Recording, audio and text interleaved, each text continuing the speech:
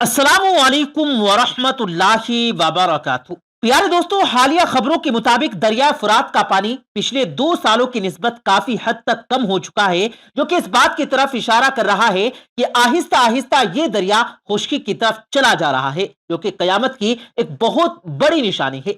अगर आप दरिया फुरात की तस्वीरें देखें तो आप नोटिस करेंगे कि 2019 में शाया की गई तस्वीरों में दरिया फुरात के बीचों बीच मौजूद तामीर किया गया पिलर तकरीबन आधे पानी के अंदर डूबा हुआ दिखाई देता है, जबकि 2021 में यह आधे से ज्यादा पानी से बाहर दिखाई दे रहा है। जिसका मतलब साफ यह है कि दरिया फुरात में पानी की सतह बहुत कम हो चुकी है और अब 2023 में दरिया फुरात की जो हालिया तस्वीर सामने आई उनमें देखा जा सकता है कि पिलर के आसपास पानी की सतह जो है वो बेहद कम होकर रह गई है और ऐसा लग रहा है कि अनकरीब ये पानी की सतह कम होते होते बिल्कुल खुश्की की तरफ चली जाएगी, क्योंकि कयामत की एक बहुत बड़ी निशानी समझी जा रही है। बताया जाता है दोस्तों कि दरिया फुरात का सूखना खुश्क होना ही जंग हर मरजून, जिसे दुनिया की सबसे आखिरी जंग माना जाएगा, इस जंग का आगाज माना जा सकता है। वो जंग कि जिसके नाफिज होने का वादा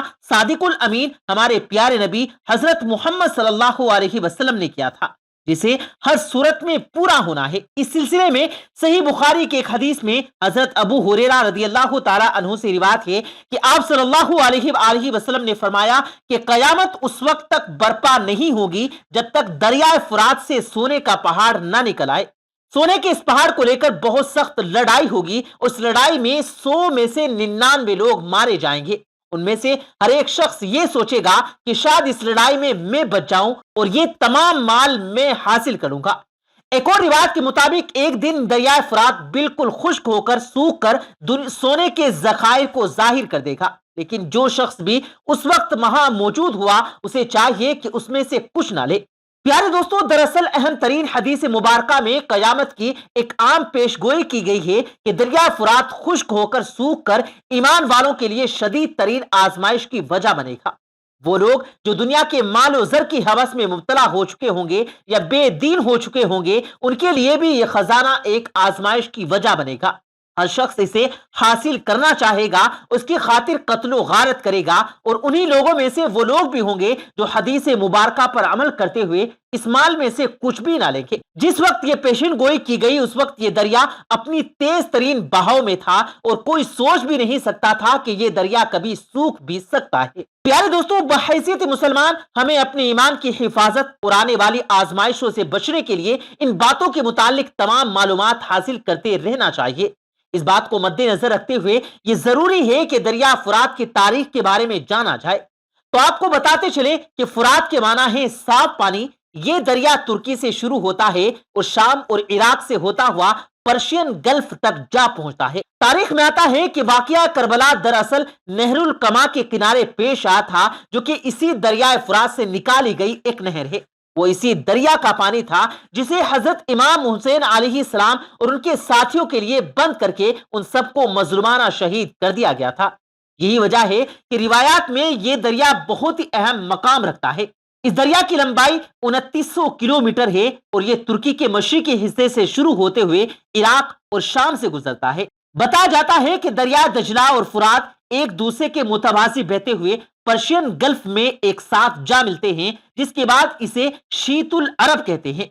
यही दरिया ईरान और इराक का बॉर्डर भी है, यानी दोनों दरियाओं यानी दजला और फरात की वजह से इस इलाके की सरजमीन बहुत ही जरखेज मानी जाती है और इन्हीं दो दरियाओं की वजह से यह जमीन बैनुल नहरैन कहलाती है। प्यारे दोस्तों, जमीन का यह हिस्सा इंसानी तहजीब का मरकज भी माना जाता है। तारीख में आया है कि कई इंसानी तहजीबों ने इस सरजमीन से तरक्की हासिल की, जिसमें अहम नाम बाबुल के कदीम दारे खलाफा का आता है, जिसकी बुनियाद इसी दरिया फुरात के किनारे रखी गई थी। इस दरिया को कई तहजीबों में मुकद्दस माना जाता है, क्योंकि रिवायत में मिलता है कि इस दरिया में जन्नत का पानी भी शामिल है, जो कि 7वें आसमान पर मौजूद करीम तरीन बहुत बड़े और बाफजीलत दरख्त सिदरतुल मुंतहा की जड़ों से आ रहा है। अगरचे दुनियावी तौर पर इस हकीकत की दलील देना तकरीबन इम्पॉसिबल है कि 7वें आसमान से सिदरतुल मुंतहा की जड़ों से पानी जमीन के अंदर कैसे आ रहा है, लेकिन यह कुदरत के उन्हीं महम्मों का एक हिस्सा समझा जा सकता है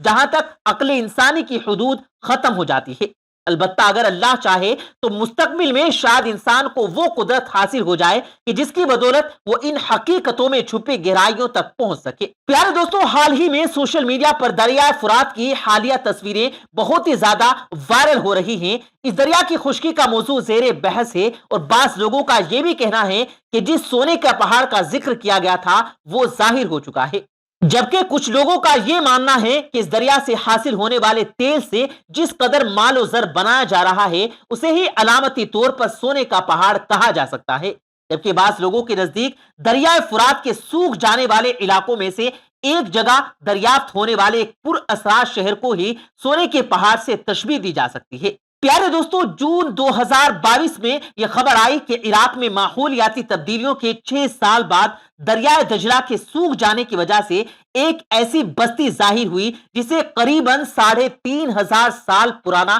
کہا جا سکتا ہے۔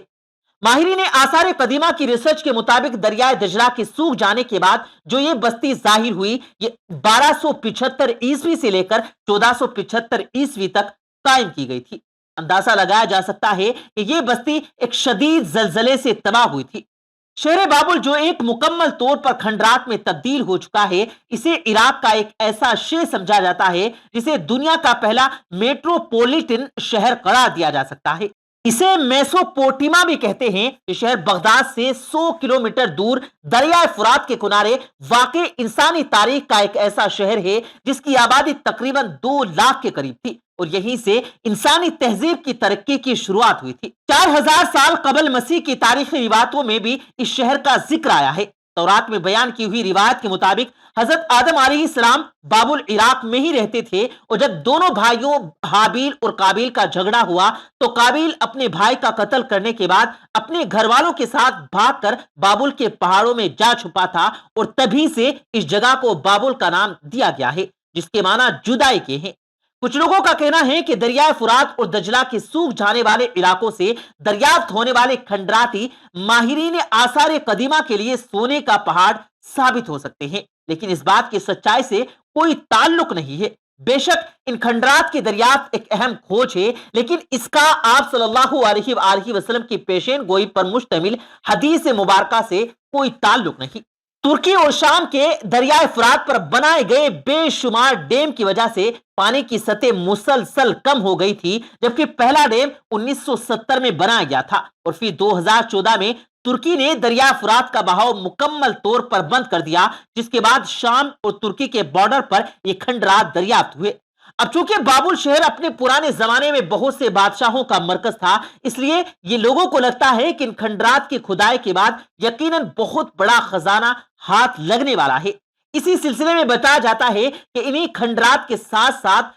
بہت بڑی چٹانیں بھی دریافت ہوئی جن کی تہ سے پرانے زمانے کا سونا نکالا جاتا تھا اور پھر یہ چٹانیں پانی کی سطح کے نیچے دب گئی تھی، لیکن اب ان کی دوبارہ دریافت سے لوگوں میں یہ امید پیدا ہوئی کہ ان چٹانوں کی تہ میں سونا موجود ہے اور بہت معمولی مقدار میں سونا نکالا بھی جا رہا ہے۔ یہی وجہ ہے کہ اسے آپ صلی اللہ علیہ وآلہ وسلم کی پیشین گوئی کا پورا ہونا مانا جا رہا ہے۔ اس سلسلے میں کسی بھی علامتی دھات یا مادی خزانوں کی تشبیہات کو سونے کے پہاڑ نہیں سمجھا جائے گا، اس لیے ان پہاڑوں کو ظاہر ہو کر ہی رہنا ہے، باقی وہ اللہ کے حکم سے آج ظاہر ہوں، ابھی کل یا آنے والے کئی سالوں میں اس کے متعلق ہم انسان کچھ نہیں کہہ سکتے۔